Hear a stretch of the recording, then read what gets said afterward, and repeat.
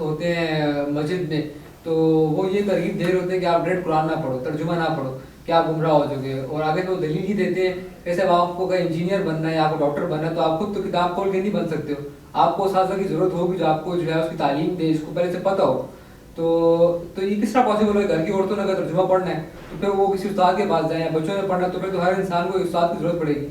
تو آپ کی رائے کیا ہے؟ ڈائریکٹ قرآن پڑھ کے سب گناہ ہوگا، پڑھنا چاہیے یا نہیں پڑھنا چاہیے؟ آپ کا جو سوال ہے بسم اللہ الرحمن الرحیم، اس کے کئی جز ہیں، اس کے کئی پورشن ہیں، اس کو کئی ہم اسپیکٹ سے دیکھ سکتے ہیں.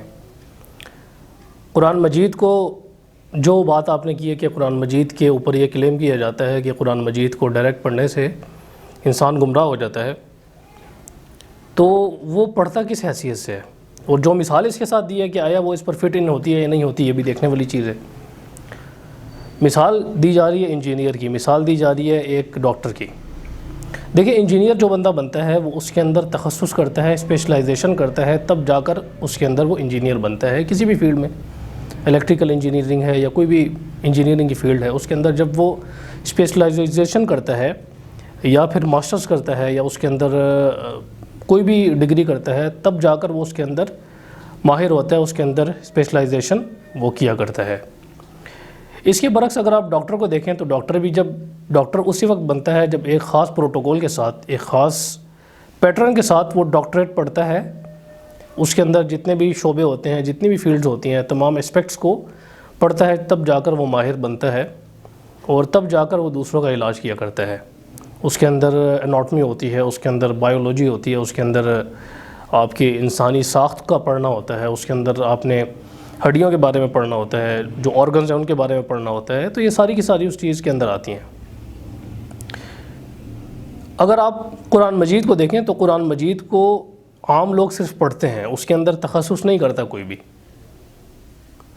اب دیکھیں 2-3 بندے تو اس طرح نکل سکتے ہیں، لیکن وہ بہت ریئر کیس ہوتے ہیں کہ جس میں کوئی بندہ اس طرح کا نکل آتا ہے کہ وہ خود قرآن مجید پڑھنے کے بعد ایک اس کے اندر اپنی رائے دینا شروع کر دیتا ہے، یا پھر اس کے اندر اجتہاد کرنے کی کوشش کرتا ہے، مجتہد بننے کی کوشش کرتا ہے.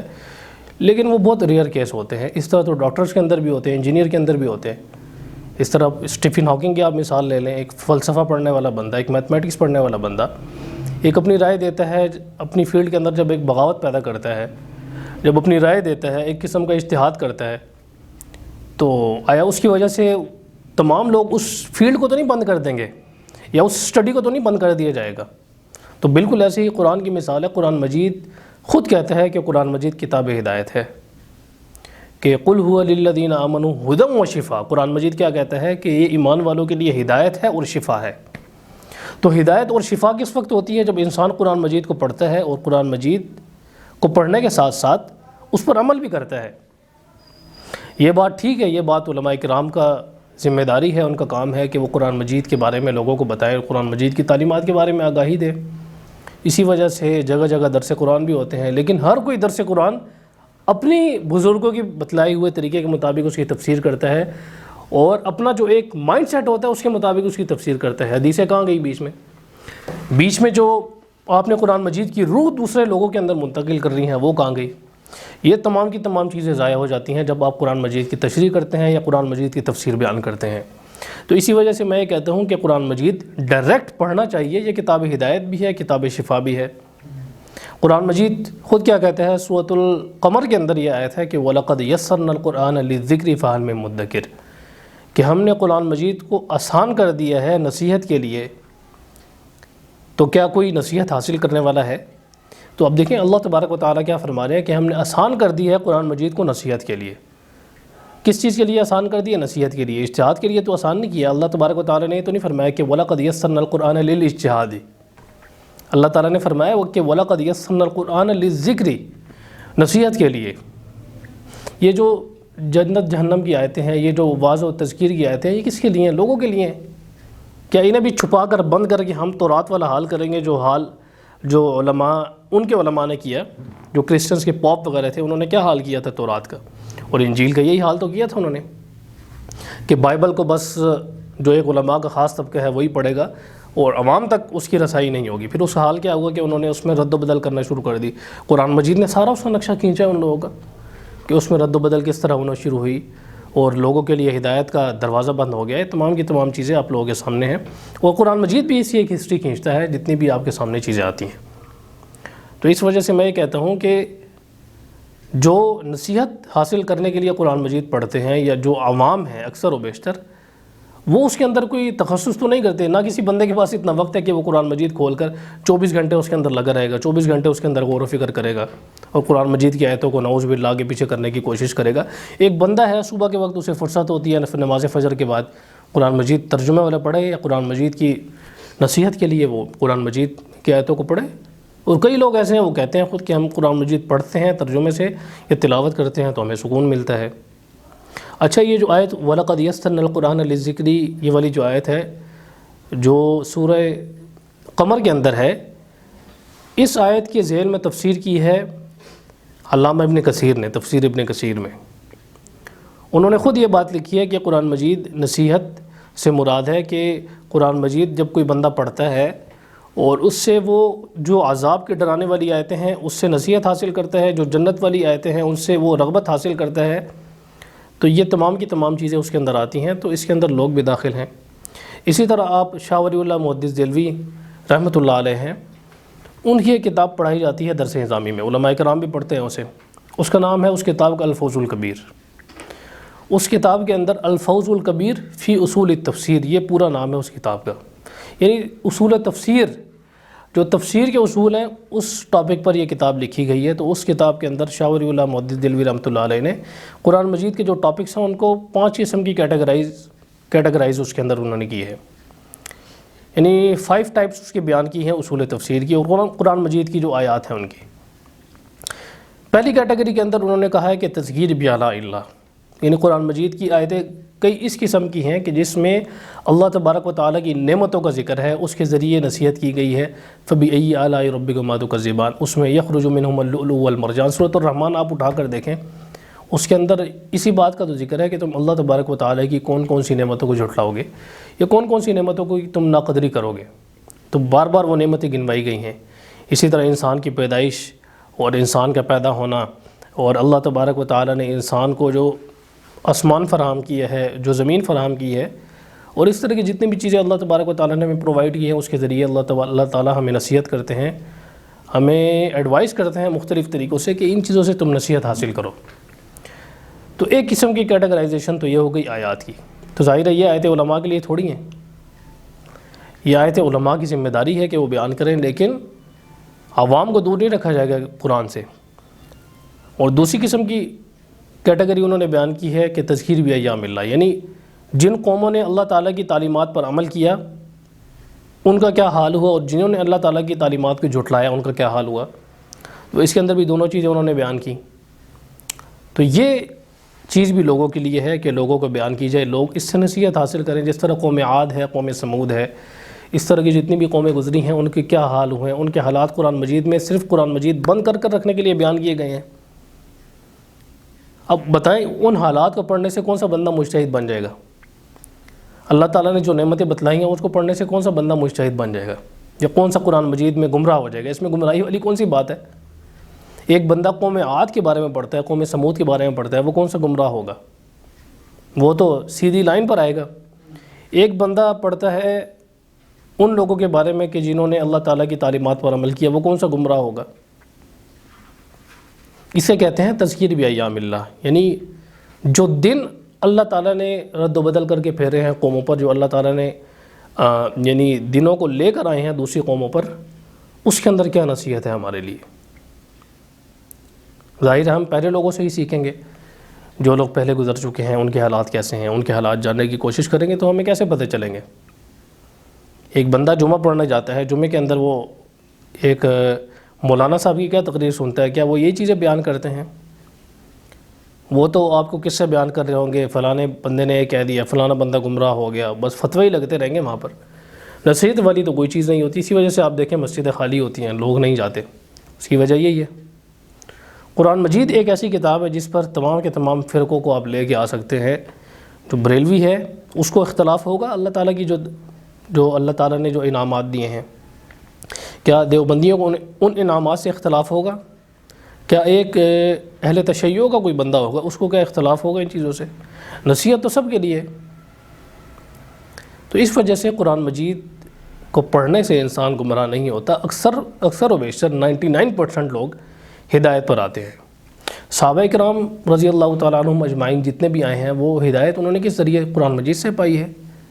حضرت عمر رضی اللہ تعالیٰ عنہ کا واقعہ کتنا مشہور ہے اس سلسلے میں، حدیثوں کی کتابوں میں بھی آتا ہے، تاریخ کی کتابوں میں ملتا ہے کہ ان کا دل کیسے نرم ہوا۔ ایک اتنا سخت بندہ، اتنا جنگجو بندہ کہ جو آپ صلی اللہ علیہ وسلم کی جان لینے کے لیے نکلا ہے، تو اس کو اللہ تبارک و تعالیٰ نے کیسے ہدایت دی کہ ان کی بہن حضرت فاطمہ وہ قرآن مجید کی تلاوت کر رہی تھی تو انہوں نے وہ الفاظ سن لیے، اس کے ذریعے انہیں تلاوت کے الفاظ سنے، ظاہر ہے وہ سمجھے ہوں گے نا، انہوں نے وہ الفاظ عربی زبان میں نازل ہو، ان الفاظ کو انہوں نے سمجھا، اس کے ذریعے انہیں ہدایت ملی۔ تو قرآن مجید کتاب ہدایت ہے، کتاب گمراہی نہیں ہے، نعوذ باللہ۔ تو اس سلسلے میں 3 چیزیں اور ہیں حضرت شاہ ولی اللہ محدث دہلوی نے جو بیان کی ہیں، وہ خیر الگ ہیں۔ ایک ہے علم مجادلہ، یہ علماء کرام کا کام ہے۔ علم مجادلہ یہ ہوتا ہے جسے آپ کمپیریٹیو اسٹڈی آف ریلیجن کہتے ہیں، اس کے اندر یہ چیزیں آتی ہیں جس کے اندر آپ دوسرے مذاہب کے دلائل کا مطالعہ کرتے ہیں، پھر ان کے جوابات دیتے ہیں۔ قرآن مجید نے بھی اس ٹول کو یوز کیا ہے۔ قرآن مجید نے دوسرے جو یہودی ہیں، عیسائی ہیں، ان کی تعلیمات کو ذکر کیا، ان کے عقائد کو ذکر کیا، پھر ان کا توڑ بھی کیا۔ جیسے قرآن مجید کہتا ہے کہ اگر زمین و آسمان میں ایک سے زیادہ الہ ہوتے، ایک سے زیادہ معبود ہوتے تو اس کا نظام درم برم ہو جاتا۔ تو یہ چیز قرآن مجید نے ہائی لائٹ کی ہے اس دلیل کے طور پر، یعنی اس کا ایک آپ یہ کہہ سکتے ہیں کہ اینٹیڈوٹ دیا ہے اس چیز کا، کہ جو دوسرے مذاہب کی جو عقیدہ تھا کہ ایک سے زیادہ خدا ہو سکتے ہیں، قرآن مجید نے اس کے توڑ کے اندر یہ چیز پیش کی، کاؤنٹر کیا، اسے کاؤنٹر نیٹیو قرآن مجید بیان کرتا ہے۔ تو اس چیز کو علم مجادلہ کہا جاتا ہے۔ تو یہ خیر عوام کا کام نہیں ہے، یہ علماء کرام کا کام ہے۔ اور علماء کرام سے مراد خاص وہ بندہ نہیں ہے جو مدرسے کے اندر پڑھا ہوا ہو، یہ چیز بھی آپ کو کلیئرٹی ہونی چاہیے۔ پہلے کون سے مدرسے ہوتے تھے؟ پہلے ایک استاد سے تمام کی تمام چیزیں سیکھی جاتی تھیں۔ جتنے ہی بڑے بڑے نام آپ کو ملتے ہیں تاریخ میں، علامہ جساس ہیں، امام ابو یوسف ہیں، امام محمد ہیں، امام شافعی ہیں، تو انہوں نے کون سے مدرسوں میں تعلیمات حاصل کی ہیں؟ انہوں نے تو خاص قسم کے استادوں کی نگرانی کے اندر رہ کر علم حاصل کیا ہے۔ تو علم حاصل کرنا کسی خاص اسکول آف تھاٹ کے ساتھ خاص نہیں ہے، بلکہ ایک صحبت کا نام ہے کہ آپ کسی کے ساتھ رہیں اور اس کے ذریعے آپ کو ایک خاص پروٹوکول کے اندر رہتے ہوئے آپ وہ چیز سیکھیں، وہ چیز حاصل کریں۔ وہ چیز آپ کسی ایک استاد کے پاس بھی آ کر سیکھ سکتے ہیں، اور وہ یعنی آپ کے اندر وہ ملکہ پیدا ہونا چاہیے جس کے ذریعے آپ قرآن مجید کو سمجھ سکیں، قرآن مجید کو سمجھا سکیں دوسروں کے آگے۔ لیکن جو تذکیر سے متعلق آیتیں ہیں، جو واعظ و نصیحت سے متعلق آیتیں ہیں، تو وہ تمام کے تمام لوگوں کے لیے ہدایت ہے۔ اب یہاں پر ایک آیت ہے جس سے قرآن مجید سے استدلال کرتے ہیں لوگ، یہ دلیل پکڑتے ہیں، یہ کہتے ہیں کہ قرآن مجید سے تو انسان گمراہ ہو جاتا ہے، نعوذ باللہ، یضل بہ کثیرا ویہدی بہ کثیرا۔ وہ کیا کہتے ہیں کہ اللہ تعالیٰ گمراہ کر دیتا ہے، نعوذ باللہ، یہ اس آیت کا ترجمہ ہے جس آیت کو پیش کرتے ہیں، اور اللہ تعالیٰ اس قرآن کے ذریعے گمراہ کر دیتا ہے اور اس کے ذریعے ہدایت دیتا ہے بہت سو کو، اور نہیں گمراہ ہوتے مگر فاسق لوگ۔ اب یہاں پر دیکھیں اس آیت کو پیش کیا جاتا ہے قرآن مجید کے ڈائریکٹ پڑھنے کے ساتھ، حالانکہ اس کا اس چیز کے ساتھ تعلق ہی نہیں ہے کوئی۔ اگر آپ اسے دیکھیں گے پوری آیت کو، اگر آپ دیکھیں، جو مشرکین تھے ان کا اعتراض یہ تھا کہ اللہ تعالیٰ قرآن مجید کے اندر یہ کیا مکھی اور مچھروں کی مثالیں دیتے رہتے ہیں۔ تو اللہ تعالیٰ بتلا رہے ہیں کہ اللہ تعالیٰ نہیں شرماتا ان یضرب مثلا ما بعوضۃ فما فوقها، کہ اللہ تبارک و تعالیٰ یا اللہ تعالیٰ کسی ایک مچھر کے پر کی بھی مثال دے قرآن مجید میں، کیونکہ اللہ تعالیٰ جب مکھی یا مچھر کے پر کی مثال دیتے ہیں تو اس سے لوگوں کو سمجھانا مقصود ہوتا ہے، لوگوں کو یہ چیز باور کرانا مقصود ہوتا ہے کہ وہ اسلامی تعلیمات کو جانیں اور اللہ تعالیٰ کی جو حکمت ہے اس کے اندر اسے جانیں۔ اب دیکھیں مچھر کی مثال دی ہے، مکڑی کے جالے کی مثال دی ہے، مکڑی کی مثال دی ہے کہ مکڑی کس طرح جالا بناتی ہے۔ اب جو نیو اسٹڈیز ہو رہی ہیں اس سلسلے میں، جو نیو ریسرچز آ رہی ہیں، وہ یہ چیز بتلاتی ہیں کہ مکڑی جو جالا بناتی ہے یہ بڑی ہی کمپلیکیٹڈ پورا نظام ہے اس کا۔ اب لوگوں نے اسے سمجھنا شروع کیا کہ قرآن مجید نے ایک ورس کے اندر اور ایک ورڈ کے اندر جو اس چیز کو بیان کیا ہے تو وہ کتنی ہی یعنی اس کے اندر حکمت پائی جاتی ہے اور کتنی ہی وہ لطافت اس کے اندر پائی جاتی ہے۔ تو مشرکین نے جب یہ اعتراض کیا، پھر اللہ تعالیٰ نے اس کو کاؤنٹر کیا اس آیت کے ذریعے کہ اللہ تعالیٰ ایسی مثالوں کے ذریعے بہت سے لوگ گمراہ ہو جاتے ہیں اور بہت سے لوگ ہدایت پاتے ہیں، اور نہیں گمراہ ہوتے مگر وہ لوگ کہ جو فاسق ہیں۔